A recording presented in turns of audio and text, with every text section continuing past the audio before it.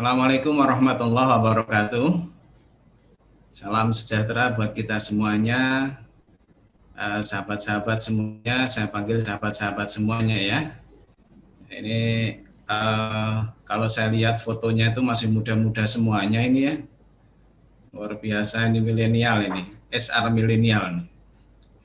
Baik, Bapak Ibu, tentu saya dalam hal ini akan sharing ya sesuai dengan judul kita, dan ini belajar saja, jadi diskusi saja, belajar saja. Saya pun juga mengingat-ingat pelajaran dulu ataupun yang sampai terkini, terus kita update pelajaran-pelajaran tentang ke-HR-an ya, karena memang luas, sangat universal ketika kita berbicara tentang sumber daya manusia. Baik, saya akan share. Mudah-mudahan kelihatan ya Bapak Ibu ya? Iya. Iya.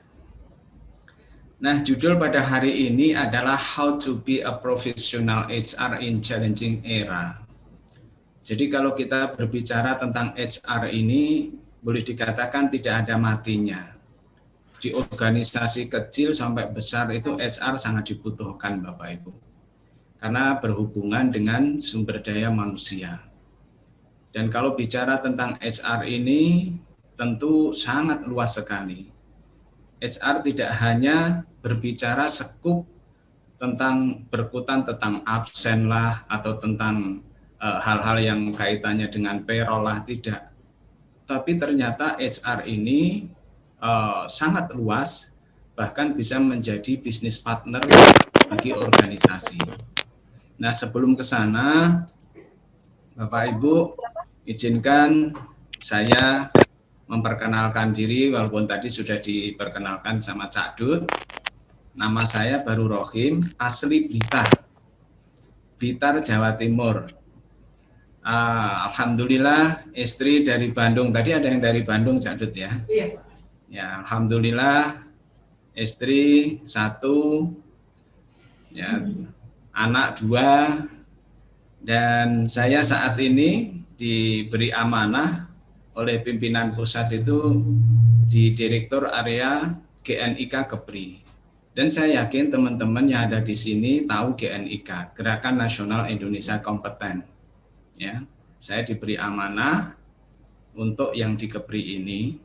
Dan ini kabar baik bahwa tanggal 25 ini GNIK seluruh Indonesia kerjasama dengan Kemenaker itu akan menyerap aspirasi tentang bagaimana ketentuan tentang wajib sertifikasi, ya, wajib sertifikasi itu akan dikeluarkan kemungkinan di akhir tahun ini, kalau tidak di awal tahun yang akan datang.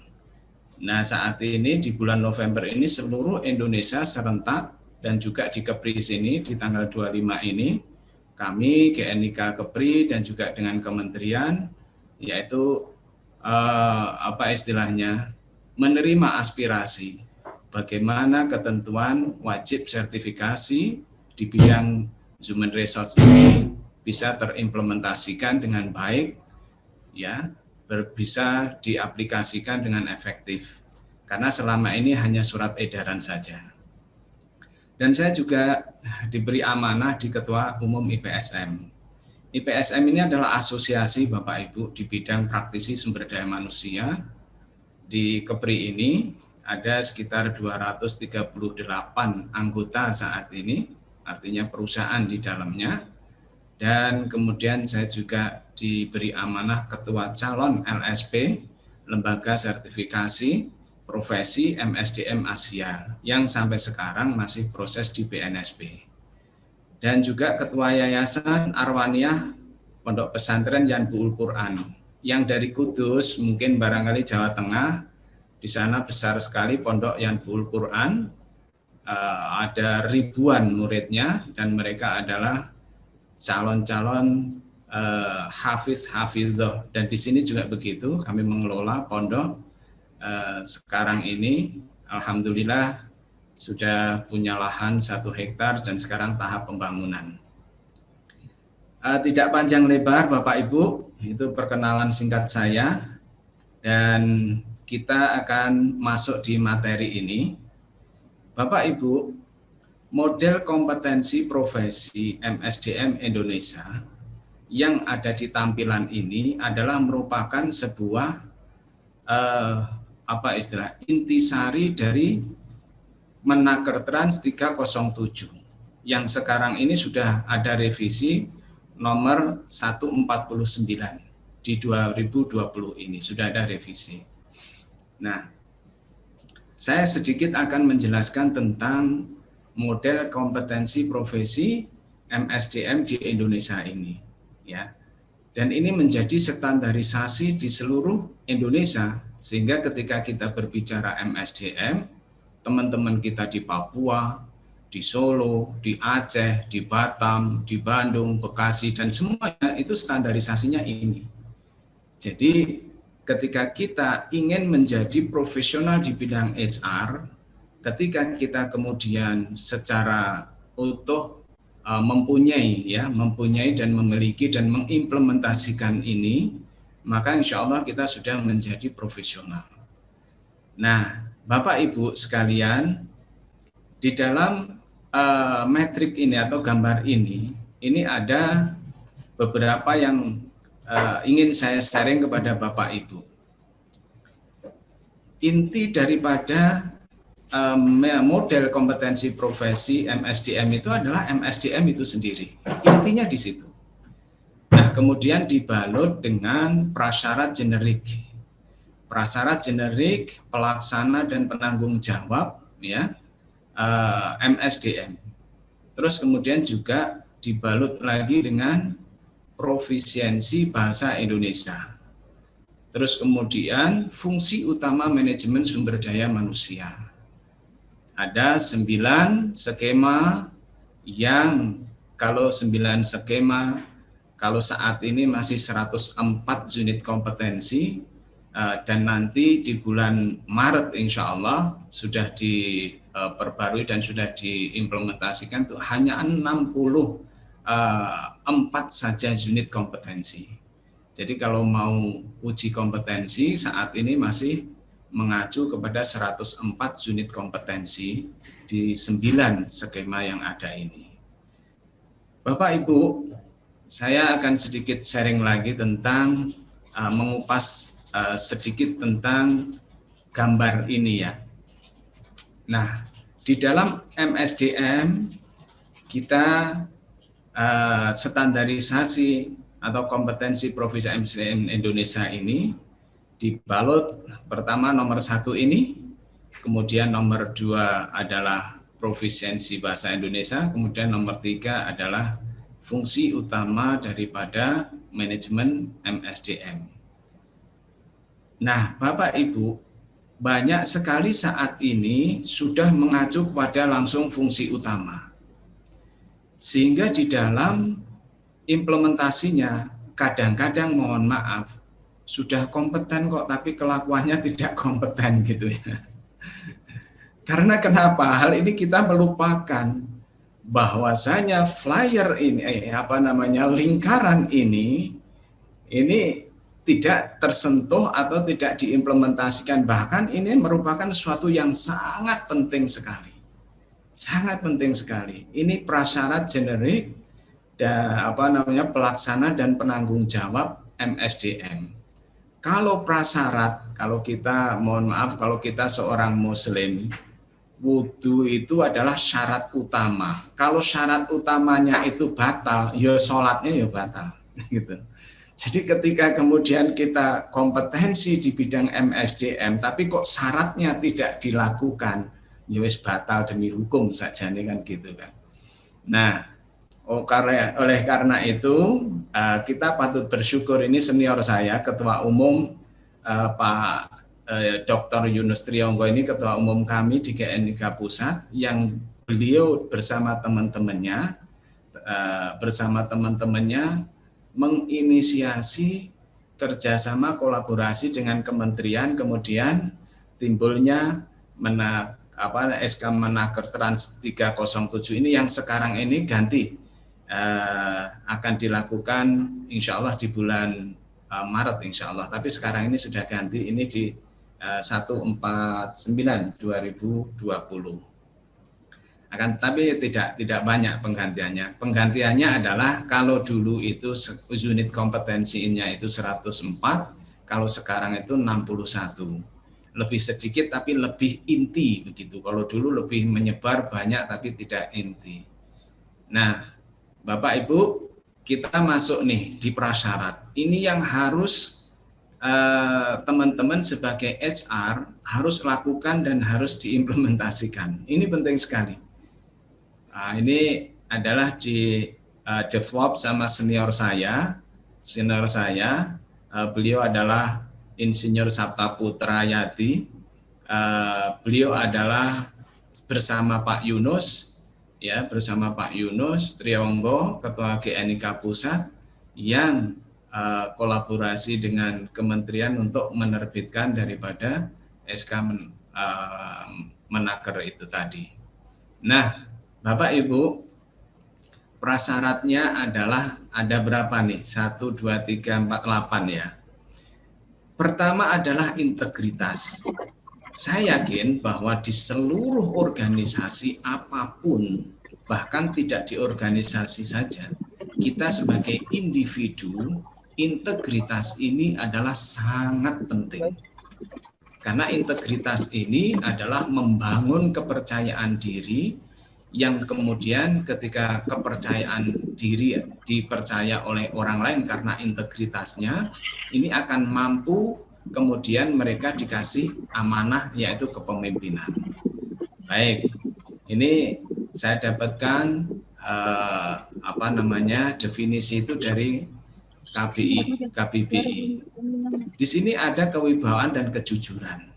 Kalau kita berbicara integritas, Bapak Ibu, berbicara tentang kejujuran, itu nilainya, value-nya itu di atas kebaikan.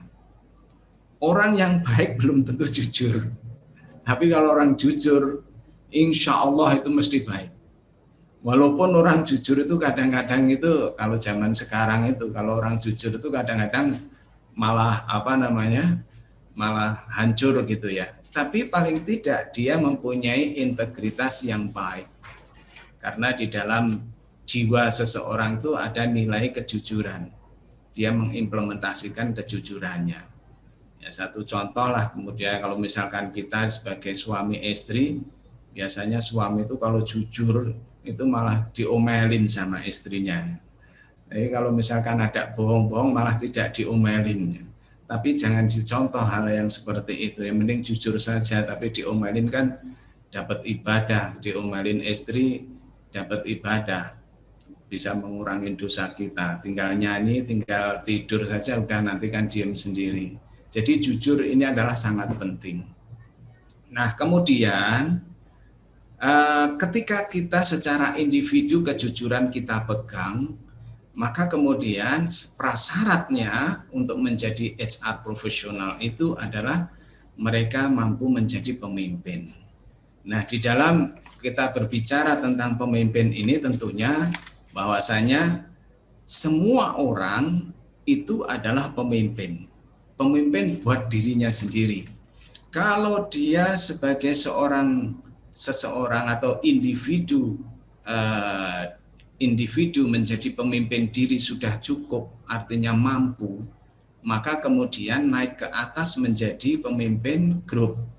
Jadi ada personal leadership, ada group leadership, dan kemudian tidak itu saja, kemudian dia akan naik lagi ketika kemudian dia diberi kepemimpinan di dalam grup itu baik, dia memberikan sebuah pengaruh baik, pandai mempengaruhi, dan kemudian pandai mereka mencapai suatu tujuan organisasi yang baik, maka akan dinaikkan menjadi sebuah pemimpin di organization, sehingga organization leadership. personal leadership, kemudian group leadership, kemudian masuk di organization leadership. Nah, untuk mencapai sebuah corporate leadership, tentu kita dari awal meng-create diri kita secara personal menjadi personal leadership yang baik. Sehingga apa? Kita teruji dan terukur dan tertelusur. Artinya apa? Integritas kita juga teruji, kemudian dikasih amanah menjadi pemimpin di dalam sebuah grup kita juga teruji, terus kemudian dikasih amanah lebih tinggi lagi di dalam organization leadership kita juga teruji, terus kemudian di dalam corporate juga teruji.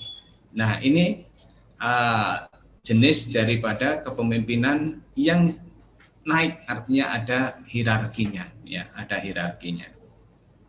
Nah, terus kemudian manajemen relasi, ini sangat penting Bapak Ibu. Prasyarat generik di dalam HR, ya, menjadi profesional, manajemen relasi ini sangat penting. Kenapa saya bilang sangat penting? Bapak sebagai atau Ibu sebagai duduk sebagai misalnya HR, itu harus mempunyai relasi yang tepat dihubungi ketika ada persoalan-persoalan apapun.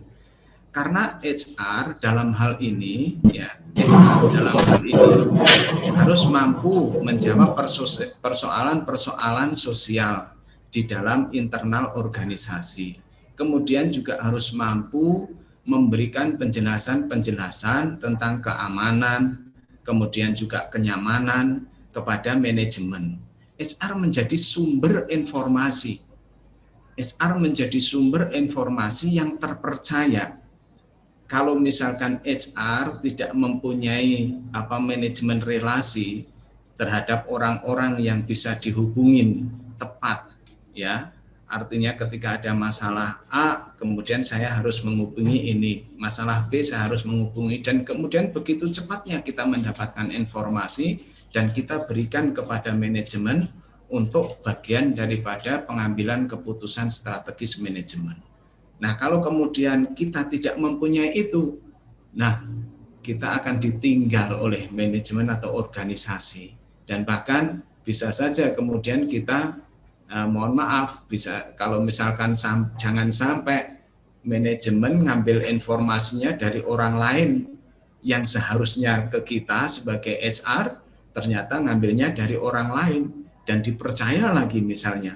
Nah, ini kan tentunya kurang tepat, ya. Jadi prasyarat generik kita ternyata belum terpenuhi kalau demikian. Nah, kemudian juga kita berperilaku berorientasi pada pelayanan. Kita melayanin, HR melayanin masyarakat, kemudian atasan, kemudian rekan kerja, kemudian juga instansi. Nah, di dalam prakteknya bahwasanya HR harus mempunyai tadi manajemen relasi tadi, kepada asosiasi kita dekat, kepada pemerintah kita dekat, asosiasi pengusaha kita juga dekat, bahkan kepada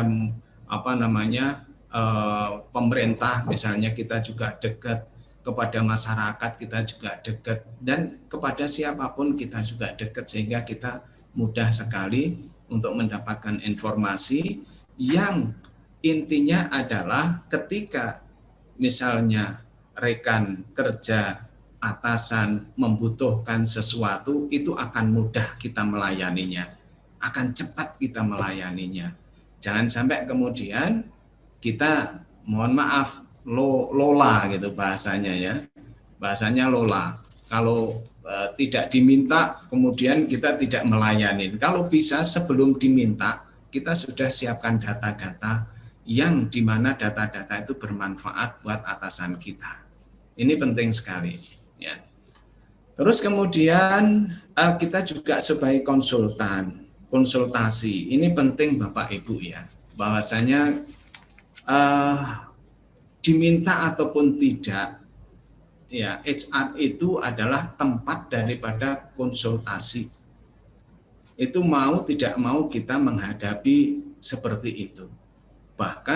Bahkan pengalaman saya, bukan hanya pekerja saja, tapi istrinya pekerja yang harus kita ladenin coba. Karena ada kasus-kasus tertentu. Dan tidak itu saja, mohon maaf ya, selingkuhannya pekerja karena pekerjanya selingkuh seperti itu. Itu sampai luasnya ketika kita berbicara tentang HR. Mohon maaf, dari mulai yang yang hal-hal yang negatif sampai yang positif, itu kita harus mampu bagaimana agar supaya mengelola, agar supaya organisasi tetap kontinuitas, tetap sustainable, tetap berjalan dengan baik, tidak mengganggu daripada sebuah proses organisasi, baik di organisasi, di departemen itu sendiri, dan begitu juga organisasi di perusahaan. HR harus memastikan, karena konsultasi ini ada hal-hal yang mungkin berat, ada hal-hal yang sifatnya ringan. Kalau ringan sambil jalan saja selesai, tapi kalau yang berat, kita harus mempunyai proaktif untuk bagaimana memberikan solusi-solusi. Nah, Bapak Ibu kemudian kerjasama. Ini prasyarat generik, selanjutnya adalah kerjasama. Kita tidak bisa bekerja sendiri, tidak bisa. Departemen HR misalnya bekerja sendiri tidak bisa untuk mewujudkan tujuan organisasi bersama, tidak bisa. Kita harus kolaborasi dengan departemen A, dengan departemen B, dengan departemen C, dan biasanya HR adalah menjadi fasilitator di sana. Tidak jarang bahwasanya HR diminta menjadi fasilitator dan bahkan mediator di dalam pelaksanaan kerjasama itu. Nah, karena itu kemampuan kita yang di atas tadi, baik itu integritas kepemimpinan, kemudian juga manajemen relasi, kemudian juga bagaimana kita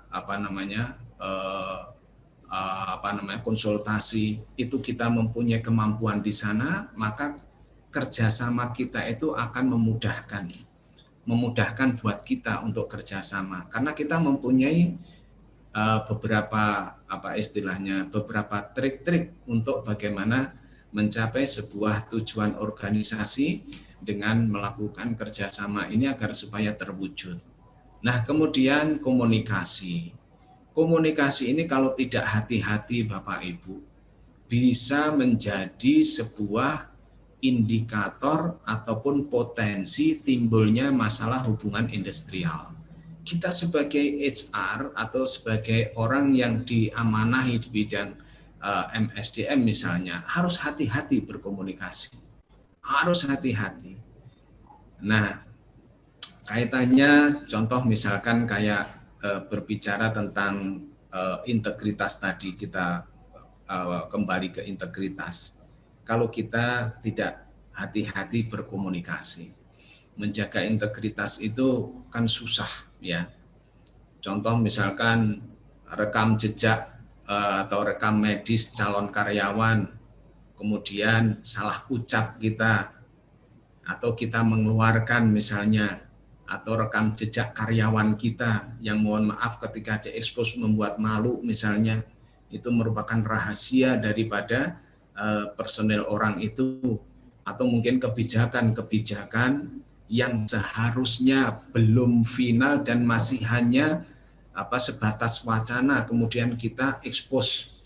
Ya mohon maaf, mungkin barangkali hanya sok-sokan biar dibilang bilang karyawan bahwasanya kita seakan-akan care dan lain sebagainya. Ketika kita tidak bisa mengelola komunikasi ini, itu akan menimbulkan sebuah potensi hubungan industrial kita tidak baik, dan itu bukan integritas yang baik. Jadi komunikasi, kelihayan kita komunikasi, kalau baik itu akan produktif, kalau baik itu akan mempercepat untuk bisa bagaimana memuluskan tujuan organisasi atau visi misi daripada perusahaan. Terus kemudian juga kita sebagai HR itu juga mampu ya, memahami bisnis perusahaan. Bisnis perusahaan kita itu apa? Jangan sampai kita tidak mengerti kan gitu. Kalau kita tidak mengerti, bagaimana kita membuat strategi ataupun objektif di dalam departemen. Kan setiap visi misi kemudian kita kejawantahkan menjadi sebuah objektif di departemen, kemudian menjadi sebuah strategi, kemudian menjadi sebuah nilai, kemudian menjadi sebuah tujuan agar supaya visi misi perusahaan itu kemudian tercapai. Nah, kalau kita tidak mempunyai atau tidak memiliki atau memahami daripada bisnis perusahaan, yo mohon maaf kacau kan gitu ya.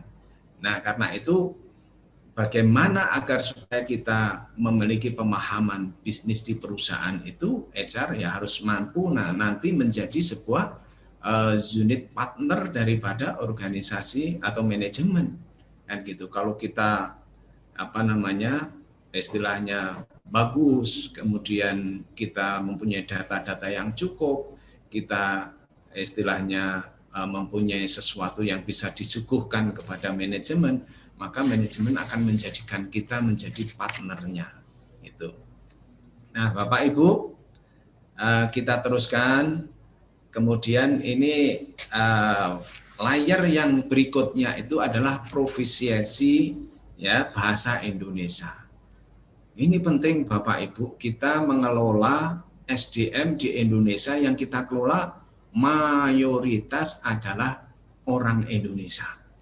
Nah, kalau kita dari sisi pendengaran, respon kaidah, membaca, menulis, berbicara, belepotan, yang mohon maaf itu potensi timbulnya hubungan industrial akan besar. Nah, kalau hubungan industrial timbul dan itu menjadi besar, sementara itu adalah dari kita, misalkan mohon maaf dari kita karena kurangnya kurangnya nilai unit kompetensinya kita terhadap profisiensi bahasa Indonesia kita, waduh ini kacau. Masa HR jadi provokator misalnya seperti itu. Karena itu ini ada tolak ukur ya. Tolak ukur ini dari senior saya ini, Pak Sabta ya. Jadi kalau mau ya bisa diukur nih. Misalkan seksi mendengarkan tuh berapa nih ukurannya. Itu sudah ada ukurannya, kalau misalkan istimewa berapa, sangat unggul berapa, madya juga berapa, ya, semenjana juga berapa, paling tidak kata senior saya Pak Sabta itu paling tidak kita itu diunggul, itu sudah lumayan, sudah 525 sampai 674 misalnya itu. Nah, kemudian Bapak Ibu baru kemudian kita berbicara tentang kerangka manajemen sumber daya manusia. Ini kalau kita pernah belajar ini adalah proses bisnisnya di dalam bidang sumber daya manusia, di Departemen Bidang Sumber Daya Manusia itu ini. Nah, biasanya organisasi tentu mempunyai visi dan misi, ya. Organisasi mempunyai visi dan misi, kemudian strategi, kemudian nilai, terus kemudian juga KPI. Nah, di dalam bisnis proses Departemen Manajemen Sumber Daya Manusia, itu framework-nya itu seperti ini. Nah, dalam organisasi ada visi, ya. Visi itu apa? Misi itu kenapa? Strategi itu bagaimana? Nilai itu kemudian apa nilainya? Contoh kalau Indonesia itu nilainya itu apa? Indonesia itu mempunyai nilai yang tidak tergantikan sampai saat ini itu, yaitu gotong royong Bapak Ibu. Apalagi masa COVID seperti ini ya, Masya Allah. Di perumahan kami itu ada yang kena gitu ya, itu sifat gotong royongnya masyarakat untuk memberi konsumsi sampai berlebih-lebih gitu. Jadi tidak memandang siapa mereka, agama apa, dari mana, suku apa, tapi gotong royongnya orang Indonesia itu Masya Allah luar biasa. Dan juga mohon maaf di kakak ipar saya yang ada di Bekasi juga begitu. Kebetulan sekarang juga lagi di rumah sakit. Nah, keluarganya di karantina sampai berlebih-lebih, kulkas itu sampai penuh dan bahkan sampai tidak masuk lagi saking banyaknya konsumsi yang dikirim. Itu nilainya, value-nya, gotong royongnya luar biasa bangsa Indonesia kita. Ini patut kita syukuri. Nah, kemudian juga KPI diukur, KPI itu diukur seperti apa. Nah, itu sistem manajemen MSDM, di sini ada HR etik ya, mungkin ada biasanya kan ada peraturan yang tentang etik ya, HR etik pasti ada. Kemudian juga General Corporate Good Government lah, Good Government di sini. Ini harus memastikan bahwasanya HR memenuhi ketentuan undang-undang, terpenuhi semuanya, comply semuanya. Terus kemudian juga kesehatan HSE. Jangan sampai kemudian ada hal yang terlupakan, apalagi sekarang masa pandemi. Jangan sampai kemudian ada protokol yang terlewatkan sehingga kita menjadi persoalan. Nah, saya mau sharing sedikit Bapak Ibu, hanya gara-gara satu orang di perusahaan teman saya, kemudian ternyata berentet kepada beberapa banyak orang yang seharusnya perusahaan bisa save untuk dana kesehatan, misalnya karena adanya COVID seperti ini, ketika kemudian di print, wah dananya bengkak untuk rapid test lah, untuk swab lah, dan macam-macam. Dan kemudian juga knowledge manajemennya juga kita harus terus kita meningkatkan. Kemudian change manajemennya juga begitu yang di sini ya. Nah, di dalam saya akan sedikit menjelaskan di sini Bapak Ibu. Inilah ketika di dalam sebuah organisasi unit departemen HR yang biasa dilakukan itu adalah di sini ini. Ada pengembangan organisasi, kemudian ada pengadaan SDM, terus kemudian ada remunerasi, kemudian ada manajemen kinerja, kemudian ada pembelajaran dan pengembangan SDM, kemudian manajemen talent atau suksesi dan karir, kemudian ada hubungan industrial dan pekerja, kemudian ada administrasi, kemudian juga ini SIP Harris ini yang dilakukan oleh HR ataupun manajemen sumber daya manusia. Ini semuanya yang dilakukan secara fungsi utamanya. Nah, biasanya kita di dalam mengerjakan ini akan berhadapan langsung dengan pekerja, kemudian manajemen, dan juga pemerintah. Nah, untuk mengukur semuanya ini adalah dengan dua, yaitu dengan best performance, kinerjanya seperti apa. Nah, kalau kinerjanya terukur dengan baik, maka kemudian ukuran-ukuran yang tertelusur, terdokumentasi itu menjadi portfolio ketika kemudian kita mau mengajukan best competence. Diajukanlah menjadi best competence agar supaya secara terukur terus kemudian terakui bahwasanya mereka sudah kompeten di dalam melaksanakan ini semuanya. Nah, Bapak Ibu, di dalam melaksanakan ini semuanya, ini ada di SKKNI di 149, silahkan. Kita tidak akan bahas di sini, tentu kalau dibahas banyak sekali karena ada 9 skema, dan 9 skema itu ada saat ini masih mengikuti 104 unit kompetensi, tapi setelah bulan Maret nanti itu insya Allah hanya 61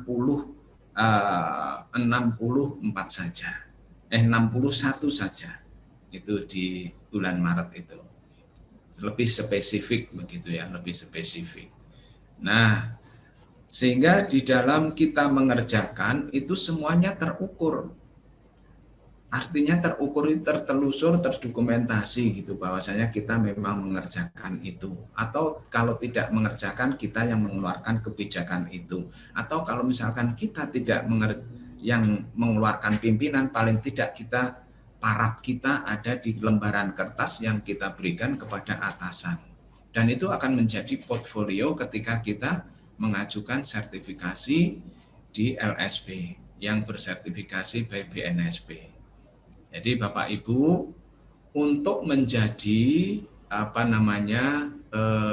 profesional HR, tentu kita sebagai seorang HR, ya saya yakin teman-teman yang ada di sini, yang ada di grup ini, saya meyakini sudah banyak yang bersertifikasi, sehingga tahu persis bagaimana ketika kita diakses. Ya, ketika kita diakses apa saja, bukti apa saja yang diminta oleh asesor, saya yakin sudah mengetahui. Dan kalaulah belum mengetahui, Bapak Ibu, tolong disiapkan. Siapkan ya portfolionya yang dikerjakan oleh Bapak Ibu yang berkenaan dengan item-item ini. Ya, yang berkenaan dengan item-item ini bisa di googling gitu ya. Kalau misalkan saya yakin sudah punya, kalau HR harus mempunyai informasi-informasi terkini terkait dengan normatif atau terkait dengan ketentuan-ketentuan yang baru, saya yakin sudah punya, dan tinggal bagaimana mengimplementasikan. Dan ini ya, kerangka manajemen sumber daya manusia ini kalau tidak salah ya, bisa saja akhir Desember atau akhir tahun ini itu akan dikeluarkan ketentuan wajib bersertifikasi. Kalau misalkan tidak tahun ini, tahun depan itu wajib bersertifikasi. Kalau tidak, misalnya tidak bersertifikasi, bisa saja nanti ketika ada temuan, ketika kita misalkan audit ISO, biasanya ISO itu up to date itu tentang normatif itu atau tentang ketentuan-ketentuan yang berkaitan dengan hukum, dia akan berbarengan. Kalau kemudian HR-nya sudah sertifikasi belum? Karena ini pengalaman teman saya di salah satu BUMN yang sekarang ini, sebelumnya di salah satu di perusahaan di sini di swasta, mereka ngikut sertifikasi, terus kemudian setelah ikut sertifikasi ternyata ada kesempatan masuk di salah satu BUMN di kementerian, ternyata syarat utamanya adalah certified. Itu yang pertama.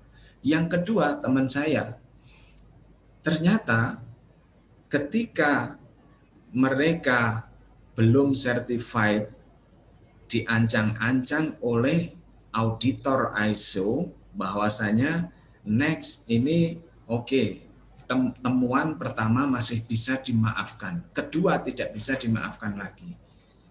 HR, kepala departemen, dan beberapa jabatan fungsional lainnya yang berkaitan dengan hubungan industrial atau rekrutmen ataupun mungkin payroll itu harus certified.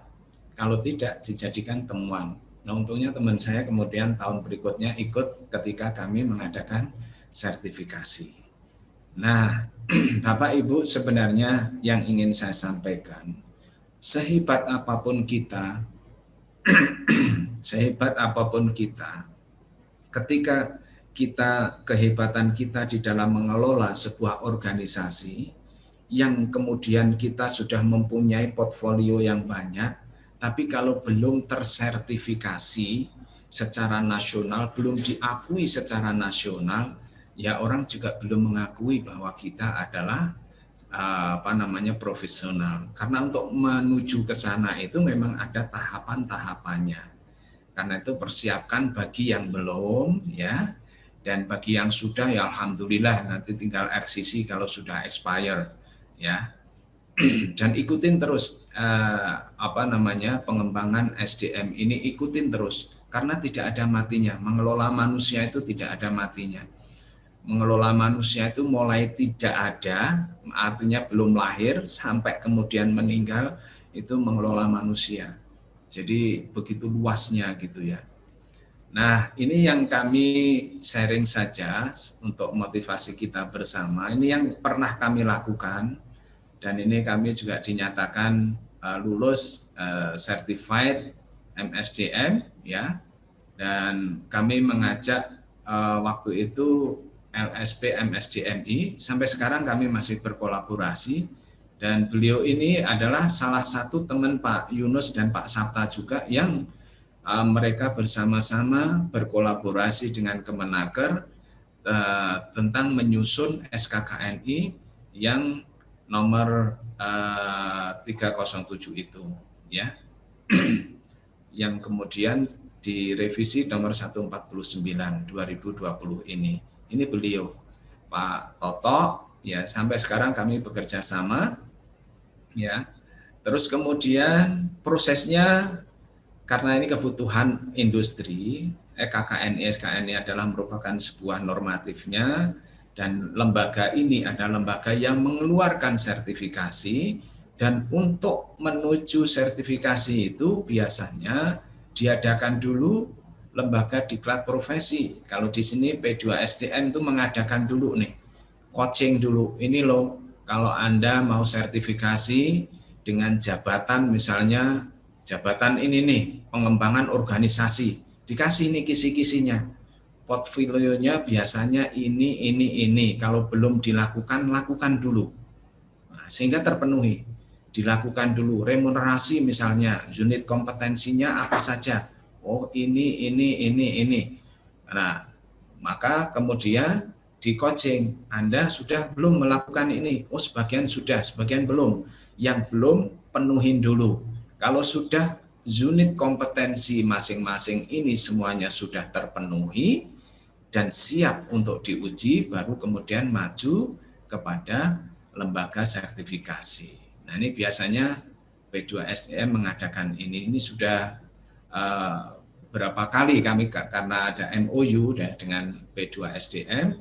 Intinya kami sebagai asosiasi IPSM dan juga GNIK, siapapun dan kepada asosiasi apapun, ketika itu adalah tujuannya pengembangan sumber daya manusia, kami siap.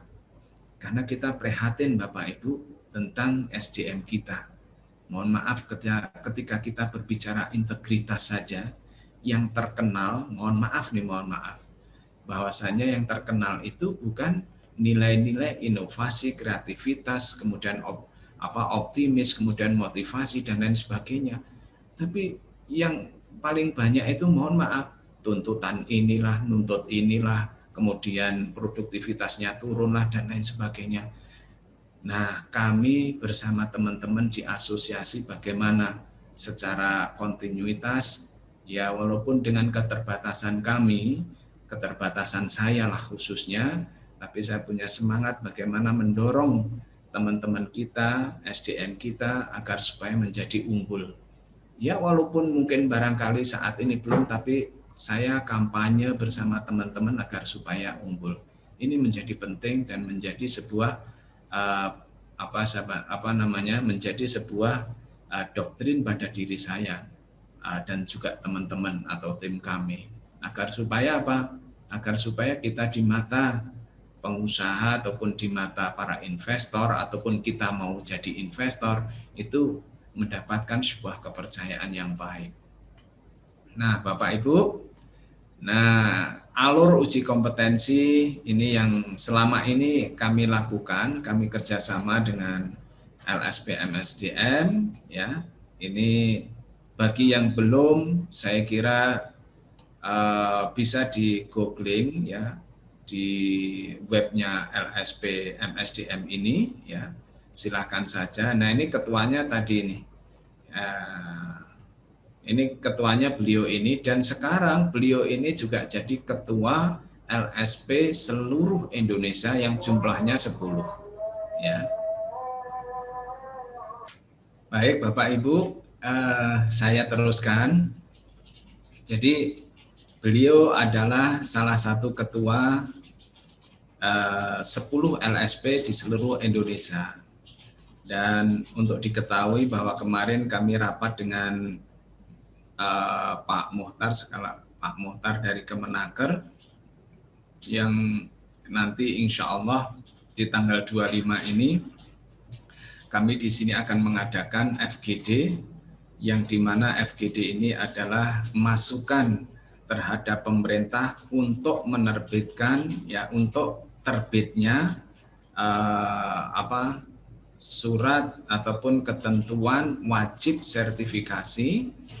Dan kemudian kemarin saya bilang sama beliau bahwasanya kita bayangkan di Indonesia itu, seluruh Indonesia, data yang pernah saya baca itu di tahun 2016, kalau sekarang saya kurang update ini, jumlah perusahaan itu sekitar 26 ribu, ya, 26 ribu seluruh Indonesia. Saya yakin sekarang bertambah. Bayangkan setiap satu unit HR atau departemen HR itu punya 3 orang yang harus disertifikasi. Berarti kalikan saja, misalkan kalau sekarang misalnya bisa 50.000 misalnya, kali saja 50.000 berapa orang yang harus disertifikasi. Sementara lembaga sertifikasi MSDM cuma 10. Bagaimana kemudian mengakomodir sekian ribu orang yang harus sertifikasi itu. Karena itu dengan adanya Omnibus Law itu ada perizinan untuk mendirikan sebuah LSP. Kalau bisa betul-betul di sana ada sebuah kemudahan. Saya belum membaca, jujur saja, karena mohon maaf karena sampai sekarang ini masih ada yang halaman 900 sekian, ada yang halamannya 1000 sekian dan macam-macam. Jadi kami jujur saja masih belum membaca semua, tapi intinya sudahlah, artinya ada perubahan. Nah, Bapak Ibu, dengan adanya tadi saya jelaskan bagaimana kita menjadi seorang HR profesional di era kapanpun, maka kita harus uji nyali kita. Kita sudah mengerjakan fungsi utama yang tadi saya sebutkan di atas ini, ya, fungsi utamanya kita sudah kerjakan. Setelah kita kerjakan, secara best performance-nya, secara kinerjanya kita sudah kerjakan dan semuanya juga sudah terukur gitu ya. Ada portfolionya, ada buktinya, maka bukti itu kemudian dilegalisasikanlah, diuji kompetensikanlah di LSP ini. Misalnya LSP profesi, ya silakan, tidak hanya di LSP MSDM, silakan di LSP mana. Nah, kalau kemudian apa yang kita kerjakan ini semuanya ternyata relevan dan ternyata asli, kemudian terukur misalnya ya, kemudian terukur, terus kemudian juga reliable misalnya ya, maka insya Allah kita akan dinyatakan kompeten. Nah, biasanya ini Bapak Ibu, dan saya yakin yang sudah melakukan assessment, saya yakin sudah tahu tentang hal ini. Jadi bukti-bukti kinerja kita tadi ya, maka atau bukti-bukti yang kita lakukan, unit kompetensi yang kita lakukan, maka kemudian dari LSP mengakses kita, asesor mengakses kita, maka ketika kemudian sudah VATM ya, valid, asli, dan juga terkini dan juga memadai, maka tinggal salaman saja. Jadi tinggal salaman saja bahwa Anda sudah kompeten gitu. Kalau sudah semuanya terukur, semuanya tertelusur, semuanya juga valid, semua juga asli, kemudian juga terkini, kemudian juga memadai, maka sudah tinggal salaman saja. Anda kompeten. Nah, ketika saat kita dinyatakan kompeten, itulah ukuran tolak ukur daripada keprofesionalan daripada HR itu bisa diakui secara nasional. Karena yang mengeluarkan itu adalah BNSP. Bapak Ibu sudah mempunyai sertifikat yang berlogo Garuda. Yang itu tidak main-main, logo Garuda, lambang negara kita yang disakralkan di dalam sebuah organisasi atau di Indonesia sebagai lambang bangsa atau ideologi bangsa kita. Nah, itu Bapak Ibu ya. Setelah kemudian semuanya terukur, kita kemudian certified, maka kita menjadi HR yang profesional di era kapanpun. Ya, di era kapanpun. Mudah nggak kira-kira? Tidak ada, Bu, sesuatu yang mudah. Tidak ada. Sesuatu yang mudah itu tidak ada. Untuk menjadi kompeten, ya tentu naik tangga pelan-pelan. Naik tangga pun jangan sampai kita jatuh. Dan ingat bahwasanya modal sertifikasi ini tidak cukup. Banyak sekali Bapak Ibu, bahasanya saya sampaikan ya, bahasanya banyak orang di dalam kompetensi mereka oke. Tapi di dalam performanya lama-lama tidak oke, banyak.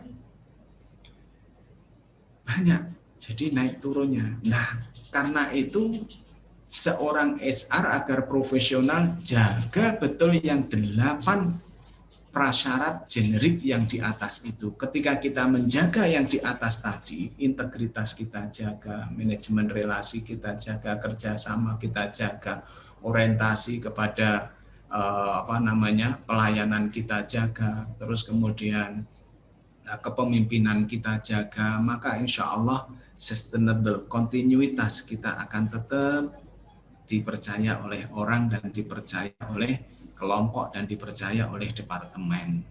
Nah, itu Bapak Ibu sekilas daripada saya bagaimana agar supaya kita menjadi HR yang profesional dimanapun dan kapanpun dan di era apapun kita selalu mengikuti zamannya.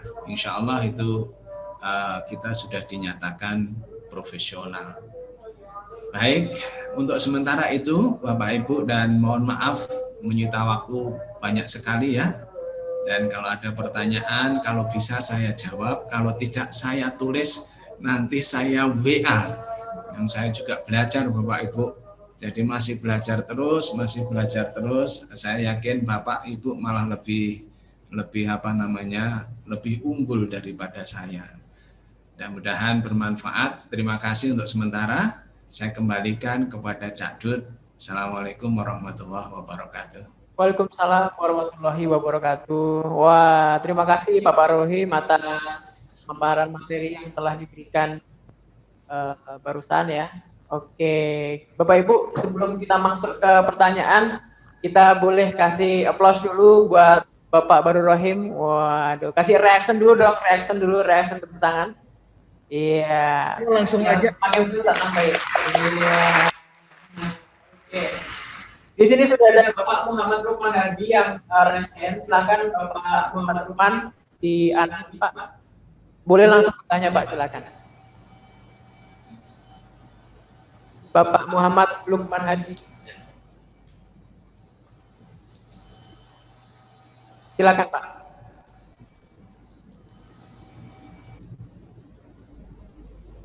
Bapak Muhammad Lukman, silakan Pak.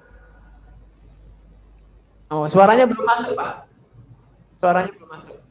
Oke, sambil menunggu Pak Lukman, silakan Pak diperbaiki dulu mic-nya agar suaranya bisa masuk. Nah, Pak Rohim, kita langsung masuk ke sesi tanya jawab Pak ya. Ya, silakan. Jadi di slide sudah ada pertanyaan yang sudah masuk. Jadi tadi Bapak Ibu saya sudah memberikan link pertanyaan.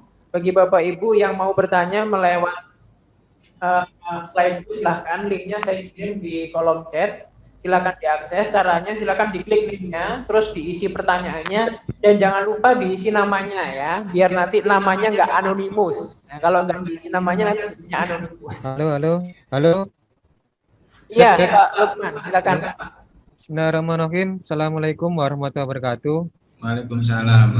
Terima kasih kepada panitia yang sudah memberikan kesempatan bertanya. Terima kasih juga kepada Pak Rohim selaku narasumber, Pak ya. Tadi sudah memberikan materinya, alhamdulillah menangkap isi dari diskusi kita hari ini. Bapak, untuk ini kan sertifikasi LSP, Pak ya. Ya. Gimana tantangan kita mau dan tidak mau sekarang kita harus berdampingan dengan COVID-19 ini, Pak ya. Nah, dan juga LSP ini fungsi dan tujuannya yaitu untuk mencetak ataupun melatih para profesional untuk kompeten di bidangnya masing-masing. Nah, terus pertanyaannya Bapak, untuk tantangan kita selama pandemi ini, kan ini informasi yang saya tangkap dan informasi yang terima ini untuk penyelenggaraan LSP ini itu belum diperbolehkan untuk daring, Pak ya. Jadi itu harus langsung, Pak ya, diimplementasikan tatap muka. Nah, untuk tatap muka ini kan harus selama pandemi ini kan harus kita menyesuaikan dengan protokol kesehatan. Nah, mungkin Pak Rohim bisa memaparkan mengenai hal ini, Pak, untuk sertifikasi yang selama pandemi ini khususnya di LSP, Pak. Maupun untuk pertanyaannya, terima kasih. Assalamualaikum warahmatullahi wabarakatuh. Waalaikumsalam warahmatullahi wabarakatuh. Pak Lukman, terima kasih. Intinya apakah dalam masa pandemi ini istilahnya sertifikasi apakah masih bisa dilakukan? Masih, Pak. Jadi kalau misalkan tatap muka dari LSP itu harus mempunyai syarat utama yang harus dipenuhi yang dikeluarkan oleh gugus COVID di daerah itu, mengeluarkan rekomendasi bahwasanya boleh dilakukan. Dan kemudian yang kedua, ketika kemudian bisa dilaksanakan via online, maka dilaksanakannya via online. Jadi tidak berhenti, Pak. Jadi tetap bisa, silahkan saja kalau mau melangsungkan, misalnya nanti P2SDM mau buat ini nih pelatihan atau PBK, pelatihan berbasis kompetensi misalnya, ya sudah ikutin saja nanti dari P2SDM karena sudah kerjasama juga dengan MSDM, LSPM, SDM, nanti akan dilakukan itu sertifikasinya, proses assessment-nya. Jadi tidak berhenti, Pak, sertifikasi tetap jalan. Bahkan MSDMI itu, karena itu punya senior saya ya, itu sudah kerjasama dengan Kubisa. Jadi LDP-nya memakai Kubisa ya, terus kemudian dengan sertifikasi melalui LSP MSDMI. Jadi sekarang ini sudah tidak bisa dihindari lagi pekerjaan memakai virtual. Jadi tidak perlu khawatir, kalau memang mau silakan saja, Pak. Ya. Berarti daring boleh, Pak nggih? Nggih, bisa. Matur nuwun Pak Rohim untuk bimbingannya. Yes, sami-sami. Baik, terima kasih Bapak Muhammad Lukman. Baik, kita masuk ke slide dulu ya Bapak Ibu. Kita masuk ke slide dulu. Ini ada 7 pertanyaan. Jadi Bapak Ibu yang mengakses slide dulu, nanti modelnya seperti ini. Oke, sudah tampil ya di layar. Pak Barohim bisa melihat ya Pak? Di sini tidak. Di ya. Oh iya. Oke. Itu ada pertanyaan pertama dari Pak Zainuddin. Ada plan sertifikasi gratis bagi manajer HR. Mungkin maksudnya ada nggak rencana sertifikasi gratis untuk manajer kali Pak ya?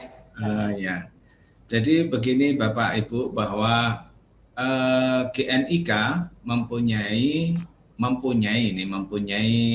satu, di antaranya salah satunya adalah men-certified HR sebanyak 4.000. Terus kemudian vokasi sebanyak kebalik, certified HR 2.000, pemagangan 4.000. Itu plan daripada GNIK. Akan tetapi sampai sekarang memang kami sendiri di Kepri itu tidak bisa menunggu. Artinya kami bagaimana agar supaya tetap ini berjalan, maka kami bekerja sama dengan lembaga-lembaga asosiasi. Dalam waktu dekat ini pun kami karena kami bekerja sama di lintas asosiasi, kami kerjasama dengan Apindo, kami juga mengadakan sertifikasi PBK dan juga sertifikasi. Dan kami juga kerjasama dengan LSP MSDM ini juga.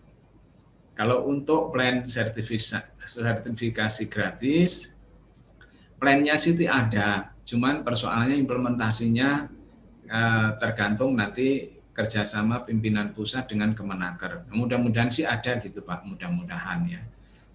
Plannya ada tertulis itu. Nah kemudian dari Pak Anonimus, makasih Pak Zainuddin, salam buat keluarga, salam sehat terus ya. Terima kasih Pak. Pengalaman Bapak, apa yang paling penting seorang HR untuk bisa beradaptasi di era VUCA saat ini? Ya, kalau saat ini tentu kan teknologi, ya kaitannya dengan teknologi. HR jangan sampai buta teknologi, itu penting sekali. Karena dengan teknologi itu informasi itu satu genggaman, satu HP begini ya, satu informasi itu. Nah karena itu HR tidak boleh, artinya jangan sampai kita gaptek. Walaupun kayak saya sudah usia saya sudah 50 ya Bapak Ibu ya sekarang ini ya. Jadi bagaimana saya mengikuti seperti ini. Cuman saya tidak mengikuti TikTok Bu. Saya tidak mengikuti TikTok. Jadi saya hanya mengikuti bagaimana ketika virtual seperti ini bisa optimal, terus kemudian juga ketika jualan itu sudah pakai aplikasi, ketika kita jualan sudah hanya di rumah saja, sampai ke dapur mereka kita sudah bisa mengirim seperti itu. Jadi intinya teknologi Pak, jangan sampai ketinggalan. Dan kemudian apa Pak benefit praktisi HR mendapatkan sertifikasi secara karir individu maupun perusahaan? Pengalaman bahwasanya teman saya, Bapak ataupun Ibu, ketika sertifikasi ya itu satu nilai tambah tersendiri. Apalagi nanti ketika ini sudah menjadi mandatori, akan menjadi temuan ISO atau para auditor ISO ketika kita tidak melengkapi sertifikasi ini. Intinya begini, kalau kita bisa naik mobil menjadi driver, menjadi sopir, ketika kemudian ada seorang di jalan, seorang polisi lantas misalkan memberhentikan kita, yang ditanyain bukan kamu bisa nggak naik mobil, tidak, kamu punya SIM nggak?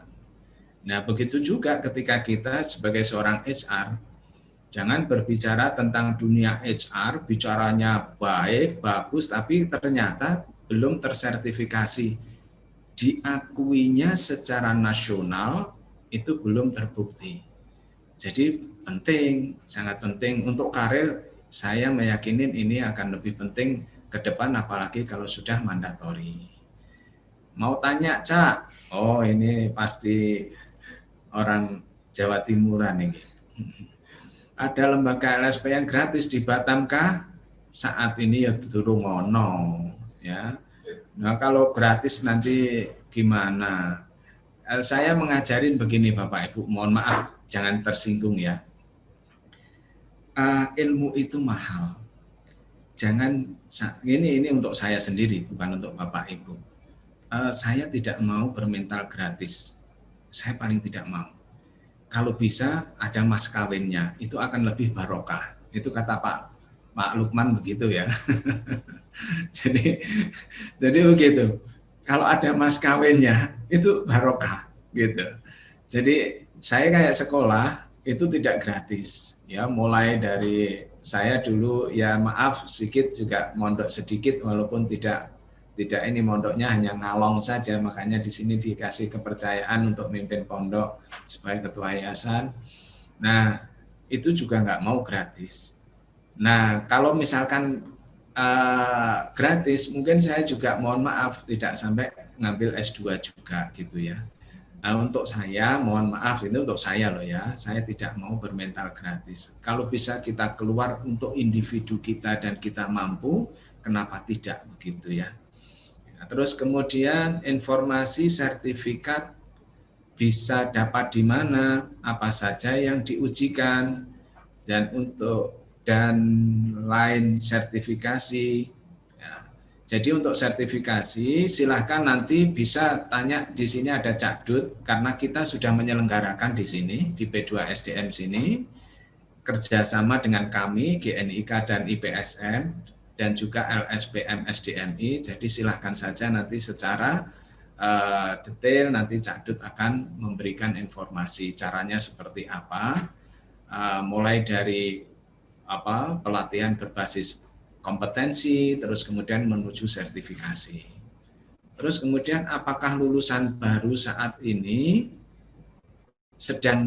apakah lulusan baru yang saat ini sedang berproses untuk menduduki jabatan HR, pencakar, dapat mengikuti proses sertifikasi atau bekerja terlebih dahulu. Jadi begini Bapak Ibu, bahwa sertifikasi ini seperti yang saya jelaskan adalah membuktikan bahwa kita sudah melakukan pekerjaan atau unit kompetensi itu. Jadi kalau misalkan di jabatan baru tentunya belum dapat mengerjakan unit kompetensi sehingga belum terukur. Ya mungkin hanya terukur hanya sedikit saja gitu ya. Lengkapin dulu kalau semuanya terukur. Jadi tidak hanya di jajaran manajer saja sertifikasi ini Bapak Ibu, ada HR certification atau HR staff certification juga ada nanti. Terus kemudian IR juga, industrial relation misalnya. Terus kemudian juga rekrutmen, remunerasi. Jadi ada klaster-klaster seperti itu. Jadi silahkan saja nanti mengikuti yang itu dulu misalkan. Tentang rekrutmen aja dulu lah. Jadi unit kompetensinya di bidang rekrutmen itu misalnya. Nah, terus kemudian mohon dijelaskan kembali tolak ukur fungsi MSDM. Nah, tolak ukur fungsi MSDM yang kalau kita jelaskan lagi nanti banyak. Jadi intinya begini Bapak Ibu, bahwasanya ada 9 skema tadi, ya 9 skema tadi, dan 9 skema itu ada 61 unit kompetensi. Sebenarnya kepengen saya share unit kompetensinya apa gitu ya. Insya Allah nanti di pertemuan berikutnya saya share ya. Karena kalau 9 unit terus 9 skema, 61 unit kompetensi beserta kisi-kisinya saya jelaskan, itu kira-kira nanti sampai jam 11 malam Bu, atau Pak ya, Mbak Putri ya, sampai 11 malaman gitu ya. Insya Allah nanti di pertemuan berikutnya akan saya share. Bahkan kisi-kisinya untuk memenuhi unit kompetensi ini apa yang harus kita kerjakan ya. Oh ini loh, nah, nanti Bapak Ibu tinggal memenuhi itu. Nah insya Allah itu akan bisa dijadikan portfolio untuk menuju sertifikasi. Kenapa LSP sekarang dibuat ladang bisnis ya untuk mendapatkan profit?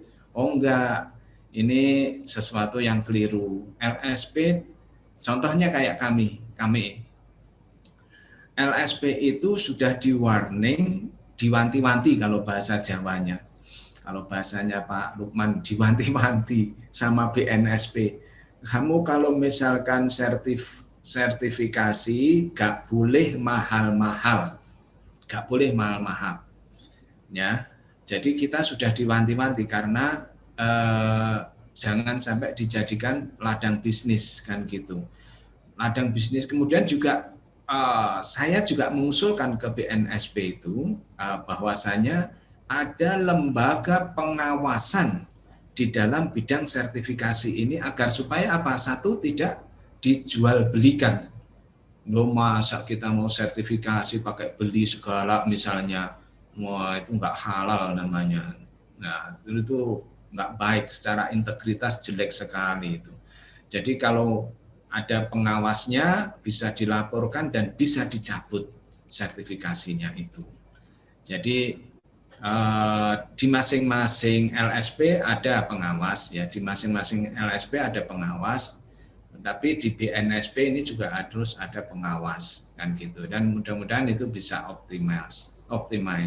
Nah terus kemudian apakah mahal? Enggak mahal kok, enggak mahal. Ini sekarang ini hanya sekitar 2 juta. 2 juta itu Bapak Ibu sudah enggak mikirin makannya asesor, enggak mikirin kamarnya asesor, enggak mikirin tiketnya asesor kan gitu ya. Nah, jadi enggak mahal. Terus kemudian Ibu Endang, untuk fresh graduate, sertifikasi HR apa wajib dimiliki supaya bisa bersaing masuk dunia kerja.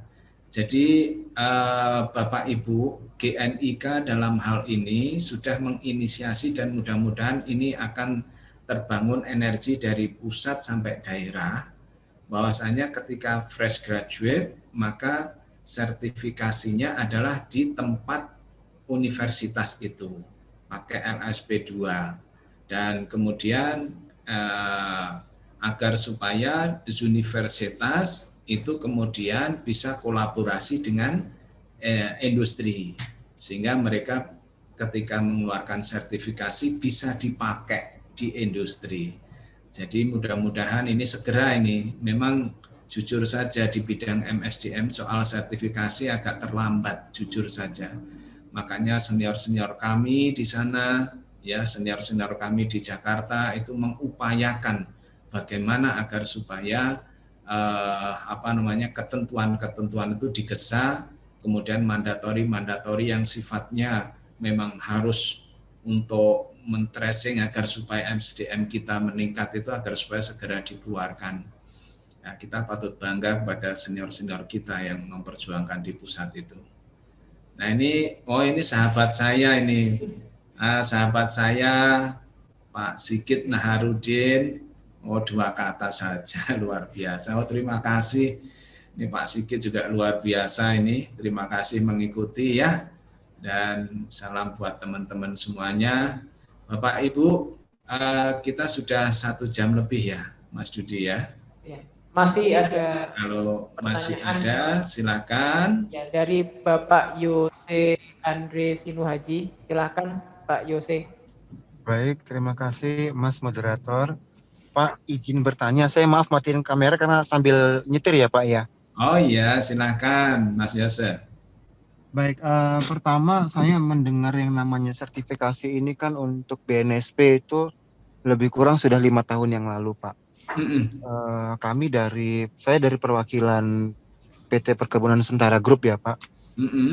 Jadi kami memang waktu itu ketika pertama kali ini disosialisasikan kan salah satunya itu adalah menyambut untuk era keterbukaan bebas di ASEAN ya Pak, salah satunya waktu itu begitu. Iya benar. Sehingga nanti pertukaran pekerja baik pekerja Indonesia ke Malaysia kemanapun itu jadi seakan-akan seperti yang Bapak bilang tadi seperti SIM begitu ya Pak. Alhamdulillah kami sudah mengirim di level-level asisten, kepala divisi untuk mengikuti sertifikasi tersebut.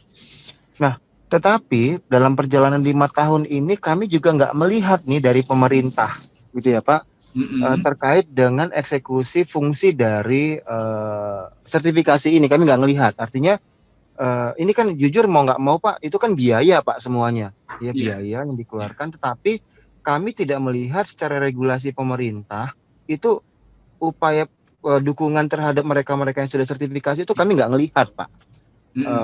Nggak melihat. Tetapi tetap saja kami sampai dengan hari ini untuk yang skema perkebunan ya Pak ya, kami masih tetap terus mengirim karena itu menjadi nilai plus buat perusahaan.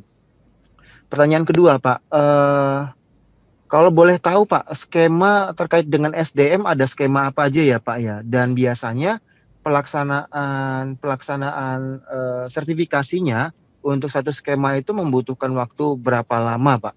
Itu aja Pak, terima kasih Pak. Oh baik. Pertama kita mengakui Pak Yose, tidak hanya Pak Yose mengakui bahwa tentang sertifikasi atau pengakuan yang sudah dikeluarkan itu intinya tidak begitu berfungsi begitu ya. Memang hal ini disadarin oleh para praktisi dan termasuk saya. Dan bahkan saya pernah mendapatkan penjelasan yang begitu panjang dan menurut saya masuk akal itu dari Dewas BPJS ya, karena beliau juga masuk di GNIK mengupas tentang sertifikasi yang telah ada saat ini yang sudah 5 tahun kita lakukan ya. Keberadaannya itu masih kurang apa istilahnya ya, bahasanya masih kurang greget begitu ya. Nah karena itu dievaluasi bahkan bahasanya ya mohon maaf kita apa namanya sebagai praktisi ya, kita apa adanya sampaikan. Bahkan seperti ini banyak para pengangguran yang sudah sertifikasi. Wah ini ada senior saya Pak David Tampu Bolon nih, senior saya ini pimpinan, salah satu pimpinan di jajaran pimpinan GNIK, ada gabung sama kita. Nah, nanti kalau ada salah-salah beliau nanti yang ini. Jadi itu memang betul. Karena itu diadakan evaluasi dan kemudian evaluasi dan evaluasinya menyeluruh, tidak berhenti. Para senior-senior kami yang ada di Jakarta begitu ya. Ada Pak Yunus, ada Pak ya tadi Pak Sabta, kemudian ada jajaran beliau-beliau yang seniornya, ada para akademisi. Itu bagaimana agar supaya orang yang mempunyai sertifikasi itu atau orang yang sudah certified itu memang betul-betul diakui gitu ya, diakui keberadaannya dan betul-betul mempunyai apa istilah tempat yang betul-betul ya istimewa lah begitu bahasa saya begitu. Nah karena itu sekarang ini bahwasanya untuk istilahnya diplomasi agar supaya orang yang sertifikasi atau orang yang sudah certified itu tidak hanya begitu-begitu saja. Nah ini kolaborasi GNIK dengan Kemenaker dalam hal mengakomodir tentang wajib sertifikasi di seluruh Indonesia. Ya, ini ada sekitar hampir 22 provinsi di seluruh Indonesia dan kabupaten kota itu nanti serentak secara masif mengadakan kolaborasi, mengambil aspirasi tentang satu biaya tadi agar supaya gimana nih sertifikasi agar supaya tidak menjadi beban biaya yang mahal buat perusahaan. Seperti apa misalnya usulan-usulan itu yang dari daerah nanti dikemas, direkomendasi, ada berita acaranya, nanti daerah akan mengusulkan kepada pemerintah dalam hal ini. Pemerintah dalam ini hanya memfasilitasi aspirasi-aspirasi tentang pentingnya sertifikasi yang akan dimandatori mungkin di tahun ini atau mungkin di tahun depan. Itu Bapak ya. Kalau untuk skema di MSDM ada beberapa skema, bisa nanti secara Jepri silahkan saja nanti sama saya karena nggak mungkin nanti akan saya jelaskan di sini. Tapi tidak banyak kok, nggak banyak. Di MSDM tidak banyak. Silahkan nanti PR saya nanti hubungin saya, nanti minta Pak Dudi. Mungkin ada pertanyaan yang lain karena waktunya ya, Pak Anas ya. Ya. Baik, terima kasih Pak Baru Rohim. Nah, ini sudah jam 23:47 Bapak Ibu. Ya mohon maaf ini lebih dari jadwal yang sudah kita jadwalkan 3:30 ya.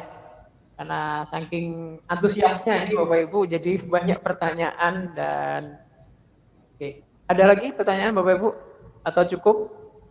Ya sepertinya cukup ya. Pak Heru, silakan Pak Heru sebagai ini pertanyaan terakhir ya Pak Barohim ya. Ya, Bapak Ibu sekalian, Pak Heru silakan Pak Heru untuk penutup untuk pertanyaan kita pada sore hari. Silakan Pak. Oke, baik. Terima kasih, Cadut. Permisi izin bertanya Pak Rohim. monggo Pak Heru. Ini berkaitan dengan apa ya? Sertifikasi ya. Mungkin yang saya lihat banyak, mungkin dari mereka ada fresh graduate tadi yang disampaikan sudah, atau mungkin ada yang dari rekan-rekan mahasiswa yang coba ikut sertifikasi di HR ini. Nah, ini mungkin kan berbenturan ini mereka. Memang kalau kita lihat kan di HR ini kan sertifikasi BNSP-nya itu kan mengumpulkan portofolio. Nah, bagaimana kalau untuk mereka itu belum memiliki berkas-berkas itu, Pak. Namun memang dia sudah pernah mengikuti sertifikasi mungkin yang profesional atau yang lainnya, ya itu kebanyakan yang saya lihat itu teman-teman mahasiswa, teman-teman yang fresh graduate seperti itu. Nah itu kan kesulitan juga mereka itu kadang-kadang karena belum bekerja kan, karena tadi yang diminta standarnya yaitu asli, harus terkini, ya seperti itu. Ya itu. Nah itu seperti apa itu solusinya, Pak? Terima kasih. Ya, waktu saya mengikuti Askom ya, pelatihan asesor, waktu itu saya tanyakan sama master hal yang demikian. Jadi memang ini di sisi lain yang bersangkutan ini kepengen ya sertifikasi, tapi di sisi lain mereka tidak mempunyai portfolio. Maka master asesor yang memberikan jawaban kepada saya memang mau tidak mau, dan itu setiap LSP itu ada prasyaratnya. Prasyarat basicnya untuk mengikuti sertifikasi itu mereka yang sudah mempunyai pengalaman 2 tahun misalnya seperti itu. Jadi memang satu keharusan Pak Heru. Nah, jadi kalau misalkan mereka masih sekolah misalnya ya, nah itu ya mohon maaf memang belum mereka mengerjakan, masih hanya magang. Kalau magang itu kan sifatnya kan ya mohon maaf paling kan yang diberikan kan hal-hal yang sifatnya umum gitu ya, tidak spesifik gitu. Dan itu magang kan juga tidak masuk sampai 2 tahun, magang paling cuma hanya 6 bulan biasanya atau 8 bulan gitu. Jadi belum masuk dikategorikan ke sana gitu ya. Nah, kan tetapi ya mudah-mudahan nanti ada sebuah transformasi kerjasama GNIK Pusat nih. Hal yang seperti ini seperti apa kira-kira? Karena mau tidak mau ini harus menjadi sebuah PR buat MSDM itu sendiri. Walaupun saat ini yang saya dapatkan dari master asesor sesuai dengan prasyarat LSP masing-masing, biasanya ini kayak saya misalkan di CLSP di sini prasyaratnya adalah mereka yang lulusan misalnya S1 misalnya. Terus kalau misalkan tidak lulusan S1 mereka berpengalaman sekian tahun misalnya seperti itu menjadi syarat utamanya. Kalau tidak ya memang belum bisa. Jadi itu Pak Heru. Jadi saya pun hanya menyampaikan bahwasanya berdasarkan yang pernah saya tanyakan juga ke salah satu master asesor yang memberikan kepada saya seperti itu. Jadi memang ada prasyarat yang harus diikuti begitu. Ya, baik Pak, terima kasih. Ya, sama-sama Pak Heru, salam sehat selalu. Terima kasih juga Bapak ini dari Kalimantan Tengah kami ini. Karena GNIK-nya ketuanya itu Pak Rifai, teman saya itu. Oh gitu ya, baik-baik. Iya. Baik, terima kasih Bapak. Mari. Sama-sama Pak. Selalu. Ya, Waalaikumsalam. Waalaikumsalam. Baik, Bapak Ibu, akhirnya kita berada di penghujung acara dan alhamdulillah tadi semua pertanyaan sudah bisa dijawab dengan baik oleh Bapak Barur Rahim. Ya mudah-mudahan tidak puas dengan jawabannya Pak ya, karena kita bukan alat pemuas kata Pak J. Ya, Bapak Ibu, karena waktu juga yang memisahkan kita, jadi kita sudah jam 3.53 waktu Indonesia Barat saat ini. Artinya kita harus segera menyudahi kegiatan virtual learning kita pada sore hari ini ya, kesempatan kali ini. Mudah-mudahan nanti ke depan kita bisa menyajikan kembali materi-materi tentang sumber daya manusia, terlebih kepada HR ya, yang lebih baik lagi, lebih pastinya lebih daging lagi ilmunya ya Pak Barohim. Nah, untuk form evaluasi itu sudah saya berikan di kolom chat Bapak Ibu, silahkan untuk diisi. Jadi beberapa peserta Bapak Ibu banyak yang menanyakan apakah materi presentasi hari ini akan di-share peserta atau tidak. Ya, untuk materinya nanti akan kami kirimkan ke nomor WA Bapak Ibu masing-masing dengan catatan silakan untuk mengisi form evaluasi kegiatan. Jadi patokan kami adalah kami akan mengirimkan pertama modul untuk kegiatan kita hari ini ke nomor WA Bapak Ibu yang masuk ke dalam form evaluasi. Jadi datanya kita berdasarkan data yang ada di form evaluasi tersebut.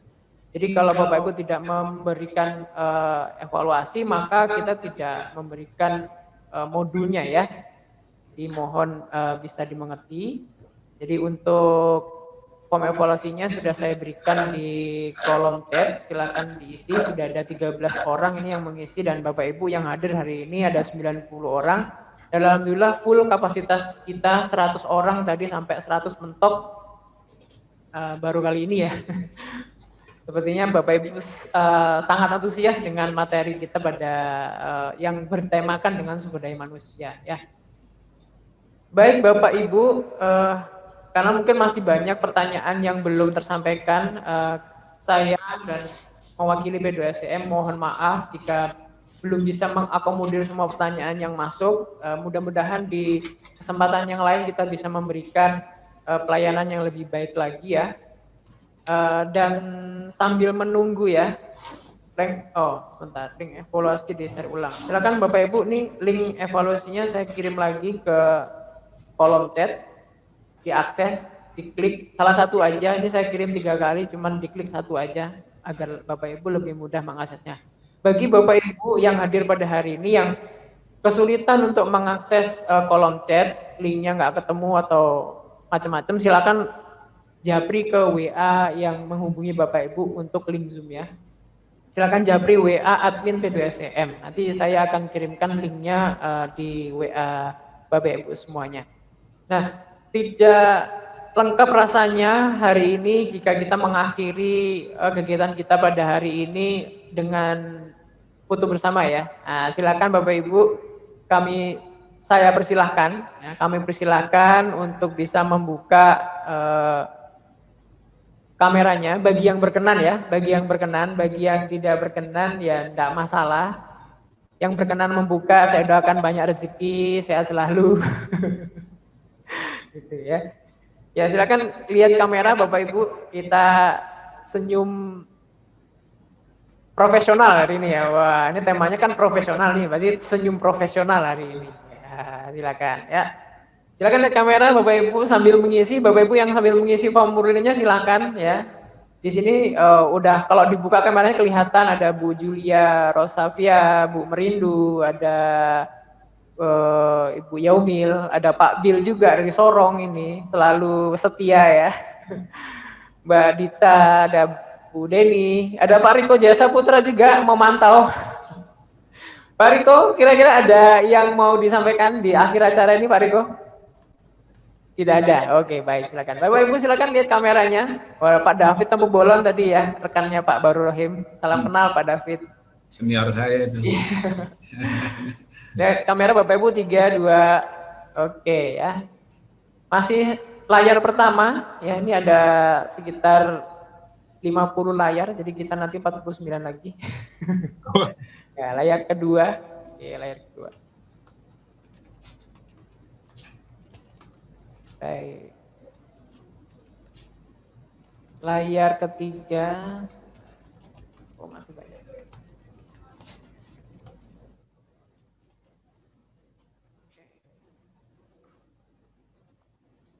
layar keempat. Nah, ini terakhir.